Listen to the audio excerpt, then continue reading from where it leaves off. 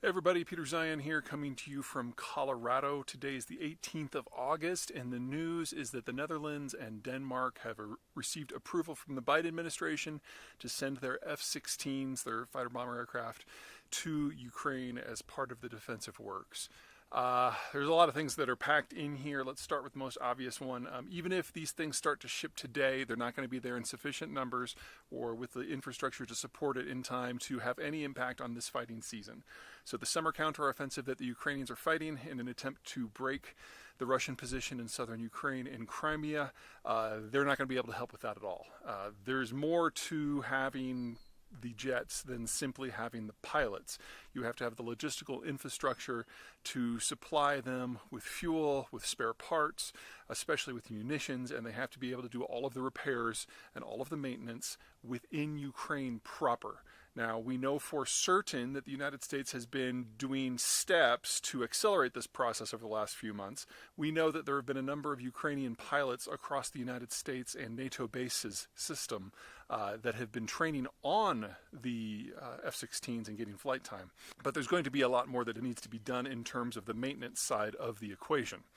Okay, so that's piece one. This is something that's going to affect over the winter and then into next year. Second, the players, the Netherlands and Denmark, basically run almost exclusively American-equipped forces. So there is no way that this came out of left field. Copenhagen and The Hague undoubtedly have been coordinating with Washington since the beginning on this, and if they're doing it, you can bet your ass that there are going to be any number of NATO countries, up to and including the United States, who are going to be following suit now that the seal has been broken. It's just a question of timing. Now, again, this is something that's going to impact our operations over the winter and into next year, not right now. Third, what's next? The next big step of what the Ukrainians have on their wish list that they haven't gotten is longer range weaponry that will allow them to strike deeper into the occupied territories and, in their mind, ideally even into Russia proper. Now, the primary reason why this specific request has been denied so far by all of the Western allies is they don't want to provoke the Russians to a direct fight. But as the Russians move deeper and deeper into isolation, and as it becomes possible that this is going to be a broader conflict in economic terms, even if not in military ones, that argument has been losing luster in a number of places in the Western world.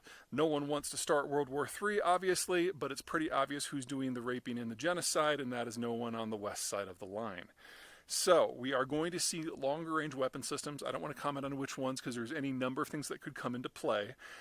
And the argument that they cannot be used within Russia proper is weakening as well. Now, it's a political decision if they decide to remove that stricture.